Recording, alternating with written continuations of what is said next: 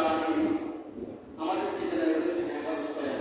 চন্দ্রপুর গ্রামের মধ্যে মনে হয় এমন নাই, বেশিরভাগ ঘটনা ঘটে শহর অঞ্চলের মধ্যে। তারা প্রত্যেকের আলাদা আলাদা হয়ে যায়, বাপের খেদমত পরিচয় করবে, বেডিও চাকরি করে, বেটাও চাকরি করে, সন্তানকে লালন পালন করার জন্য আরেকজন সেবিকা রেখে দিয়েছে অথবা সেবক রেখে দিয়েছে, বাপ মার খেদমত করবে। কোন সময় তারা শুধু দেখতেছে ভবিষ্যৎ কিভাবে উন্নত করা যায়, সন্তান মানুষ করতে হবে, সন্তানের ভবিষ্যৎ আছে, তাকে চাকরি দিতে হবে। বাপের খেদমত করার এমন সময় আছে, মায়ের খেদমত করার কি সময় আছে? তো বেড়া বেরি ছেলে ছেলের বউ সবাই চাকরিতে লিপ্ত আছে, বাপ মার খেদমত করার সুযোগ করা হয় না। আল্লাহ রাব্বুল আলামিন তাদের চাকরির প্রতি সন্তুষ্ট না। যে রাসূল বলেন, যাদের পিতা মাতা দুনিয়াতে আছে, দুনিয়াতে থাকার পরে যদি জান্নাত কামাই না করতে পারে, জান্নাত যদি অর্জন না করতে পারে, তার চেয়ে গতকাল আসমানের নিচে চলে হতে পারে। এই জন্য যাদের পিতা মাতা জীবিত আছে, নিয়ামত মনে করে তাদের খেদমত করা, তাদের সেবা শুশ্রূষার কাজ করা, তাদের খোঁজখবর নেওয়া। আজকে মা বাবা ঘরের ভিতরে অসুস্থতা অনুভব করে একটা ট্যাবলেট ফেলে দেওয়ার মতো কোনো সুযোগ নাই, অথচ সন্তান ঘরে গোলায় কি কপাল পুরো সন্তান গোলাম সন্তান বাবার খোঁজখবর নেয় না, মা খোঁজখবর নেয় না, বা মা আব্বা আপনার শুনেছি আপনার অসুস্থ এখন কি অবস্থায় আছে, আপনার এখন অসুস্থতা কি অবস্থায় আছে, এই খোঁজখবরের সন্তান নেওয়ার সুযোগ পায় না। আল্লাহ রাব্বুল আলামিন সূরাতুল বনী ইসরাঈলের 23 নম্বর আয়াতের মধ্যে আরশের মালিক আল্লাহ রাব্বুল আলামিন ফরমায়া, আল্লাহ তাআলা তার হুকুম আদায় করার পর আল্লাহ তাআলা হুকুম করেছেন, আল্লাহ তাআলা তোমরা পিতামাতার সাথে সত্য ব্যবহার করো, ভালো ব্যবহার করো। আল্লাহ রাব্বুল আলামিন সূরাতুল বনী ইসরাঈলের 23 নম্বর আয়াতের মধ্যে বলে, ওয়াকাদা রাব্বুকা আল্লা তা'বুদু ইল্লা ইয়্যাহু ওয়া বিল ওয়ালিদাইনি ইহসানা। আরশের মালিক আল্লাহ রাব্বুল আলামিন বলেন, তোমার রব ওয়াকাদা রাব্বুকা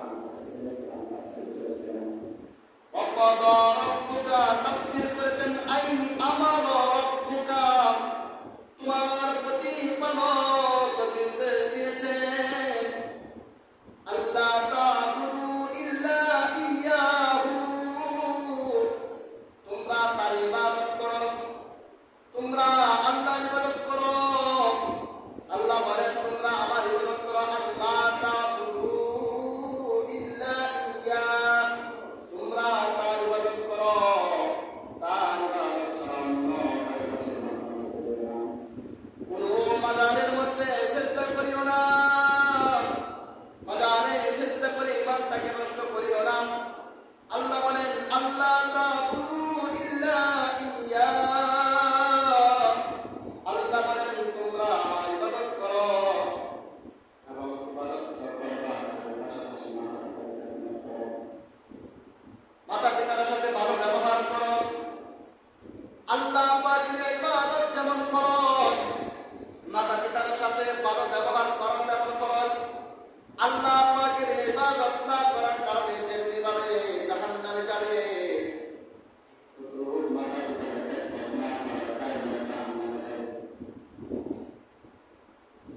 আল্লাহ পাকের ইবাদত করা যেমন ফরজে আইন, পিতা মাতার খেদমত করাও ফরজে আইন।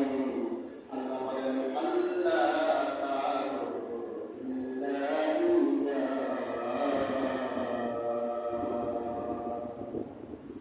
তোমরা তার ইবাদত করো। তা'বুদু জমা মুযাক্কার হাজিরের সিগা, জমা মুযাক্কার হাজিরের সিগা তা'বুদু,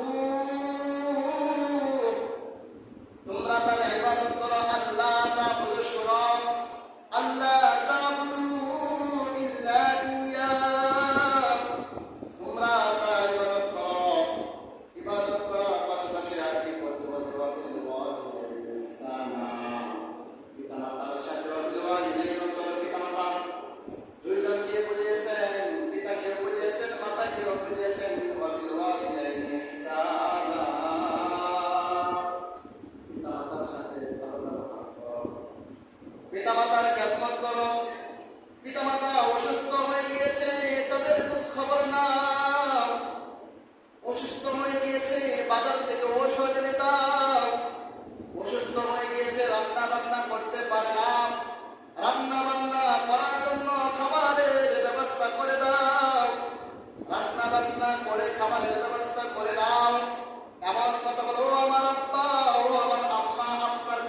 টেনশন নাই, আপনি অসুস্থ আছেন, ঠিক আছে, আল্লাহর কাছে দোয়া করি আল্লাহ যেন সুস্থতা দান করেন, আপনার কোনো টেনশন নাই,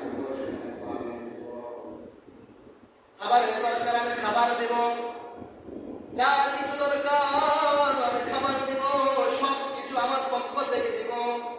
তবু আপনি টেনশন করেন না, মন ভাঙিয়েন না, আপনার খেদমতের লোকের অভাব নাই। কিন্তু বর্তমানে এই আয়াত আর বর্তমানে সমাজের সাথে মিলাইলে কিন্তু পাওয়া যাবে না। এই আয়াত এবং সমাজের সাথে মিলাইলে মিল পাওয়া যায় না। বাবা অসুস্থ, সন্তান বাবার খোঁজ খবর নেই না, বাবা যদি অসুস্থ হয়ে যায় তার ঔষধ কেনার টাকা নাই, মা যদি অসুস্থ হয়ে যায় ওষুধ কেনার টাকা নাই, অথচ সন্তান তাকে বিদেশে কিংবা দেশে পুত্রবধূ আছে, পুত্রবধূ তো খেদমত করে না, কেননা সন্তানকে পুত্রবধূ এমন ভাবে কাজ করেছে, পুত্রবধূর কথায় তার সন্তান উঠে আসে, মার খেদমত করার সুযোগ নাই, বাবার খোঁজ খবর নেওয়ারও সুযোগ নাই। এটাই আল্লাহ বলেছেন, আল্লাহ তা'বুদু ইল্লা ইয়্যাহু ওয়া বিল ওয়ালিদাইনি ইহসানা।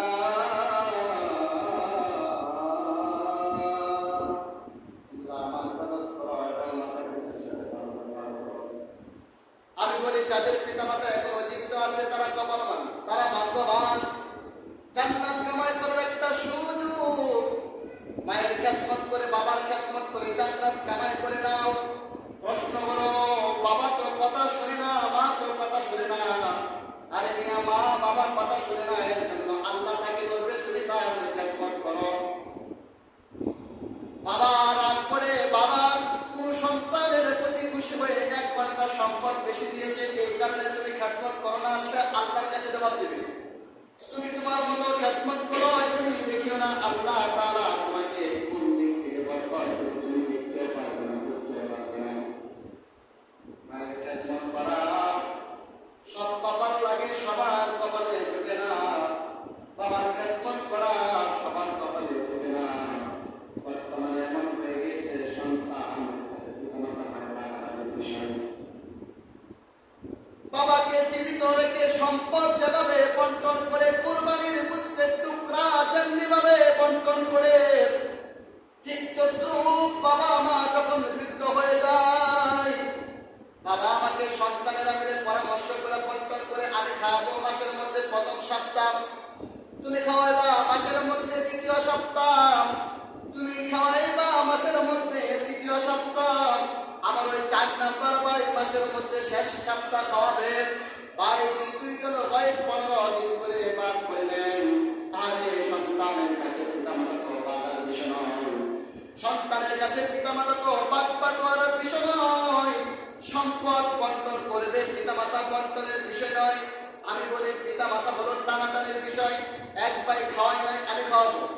মাকে বলা, বাবাকে বলা, ও আমার আব্বা আমার, আপনি তো জানেন আমার কামালে কি আছে, আমি যা খাই আপনি তা খাইবেন, আমি সাধ্য অনুপাতে যা পাবো খাওয়ানোর দরকার আমি খাওয়াবো, আপনি জানেন আমার কি আছে। আপনার ওই সন্তানের রোজগারের মধ্যে সে ভালো টাকা পয়সা কামাতে পারে, ভালো পারে, কিন্তু আপনার সন্তান অনুপাতে আমি ভালো কামাইতে পারি না, ভালো খাইতে পারি না। তবে আমি যা কামাই করি, যা উপার্জন করি তা আপনিও খাইবেন, এমন মনে করিলেন না আমি বুঝতে দিয়ে খাবো, আপনি সুখের বার্তা দিয়ে খাইবেন।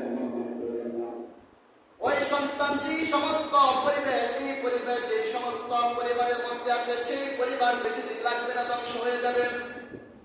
পুত্র বধূ গুস্ত দিয়ে খায়, মাস কি মাস চলে যায়, সপ্তাহ কি সপ্তাহ চলে যায়, বাবার পেটে মায়ের পেটে গরু গুস্ত ঢুকে না, কোনো গুস্ত ঢুকে না। বাবা মা চোখের পানি দিয়ে গোসল করে, আর চোখের পানি, চোখ থেকে পানি গাল স্কিন বেয়ে বেয়ে চুকিয়ে পড়ে। এই সন্তান আর খায় আর বাবা মা দিন কি দিন চলে যায়, সকালে শুটকি ভর্তা, দুপুরে শুটকি ভর্তা, রাত্রে শুটকি ভর্তা, সপ্তাহ কি সপ্তাহ চলে যায়, মাছ কিনতে পারে না, কুলাঙ্গার সন্তান পুত্র পুত্রী করে থাকে, মাছগুলো ফিজে রাইখা পচে ফেলে দেয়, কিন্তু এমন লোক অনেক আছে। সন্তান পালাপোড়া খায়, পিতামাতা পালাপোড়া খেতে পারে না, সন্তান আবার খোঁজ খবর নেই না, ওই পরিবার বেশি দিন বিষয় হবে না। আল্লাহ রাব্বুল আলামিন তাকে দুনিয়ার মধ্যে লাঞ্ছিত করবেন। আল্লাহর নবী সাল্লাল্লাহু আলাইহি ওয়াসাল্লামের সাহাবী আলকামার মতো ওই সমস্ত সন্তানের অবস্থা হবে, ওই সমস্ত সন্তানের অপেক্ষা হবে, অবস্থা হবে আলকামার মতো। আর যারা পিতা মাতার খেদমত করে তাদের অবস্থা হবে দুইটা ঘটনা বলে আমি আমার আলোচনা শেষ করব। আল্লাহর নবীর সাহাবী আলকামার ঘটনা এবং আল্লাহর নবীর তাবী ওয়াইস করণী রহমাতুল্লাহ আলাইহি। ওয়াইস করণী কোন সাহাবী ছিল না, তার বাড়ি ছিল ইয়ামানের করণ এলাকায়, কিন্তু মায়ের খেদমত করার কারণে আল্লাহর নবী সাল্লাল্লাহু আলাইহি ওয়াসাল্লাম তার সম্মানে বুলন্দ করে দিয়েছেন। রাদিয়াল্লাহু তাআলা পর্যন্ত ওয়াইস করণীর কাছ থেকে দেওয়া হয়েছে। ঘটনাটা পরে বলবো। তো যারা পিতামাতার খেদমত করবে, পিতামাতাকে বালাপোড়া খাওয়াবে, নিজে কষ্ট করে হলেও তাদের অবস্থা হবে ওয়াজ করে মতো, দুনিয়ার মধ্যে হবে আনন্দময়, আখিরাতে মধ্যে হবে জান্নাতে। আর যারা করবে পিতামাতার খেদমত করবে না, তারা হবে জাহান্নামে, দুনিয়ার মধ্যে তারা কষ্ট ক্লেশ করবে, এমনকি মৃত্যুর সময় জবান দিয়ে কালেমা বের হবে না, বেঈমান অবস্থায় মারা যাবে। তার জবানে পানি দেওয়া হবে কিন্তু পানি খেতে পারবে না, কেননা পিতামাতাকে সে কষ্ট দিয়েছে, বেঈমান অবস্থায় সে মৃত্যুবরণ করবে, তার জবান দিয়ে কালিমা। আল্লাহ বলেন আল্লাহ তা'বুদু ইল্লা ইয়্যাহু ওয়া বিল ওয়ালিদাইনি ইহসানা, তোমরা আমার ইবাদত করো এবং পিতামাতার খেদমত করো। এখন অনেকের পিতামাতা সন্তান জীবিত থাকা অবস্থায় বৃদ্ধ হয়ে যায়, যেটাকে বলা হয় বুড়ো হয়ে গেছে। বুড়ো হয়ে গেলে কি করবো? আল্লাহ তাআলা এই শিক্ষাটা কোরআনের মধ্যে দিয়েছেন। আল্লাহ বলেন তোমাদের জীবদ্দশায় যদি পিতামাতার একজন অথবা উভয়জন যদি বার্ধক্যে উপনীত হয়, তখন তোমরা কি করবা? আল্লাহ এই শিক্ষাটা দিয়েছেন। ইম্মা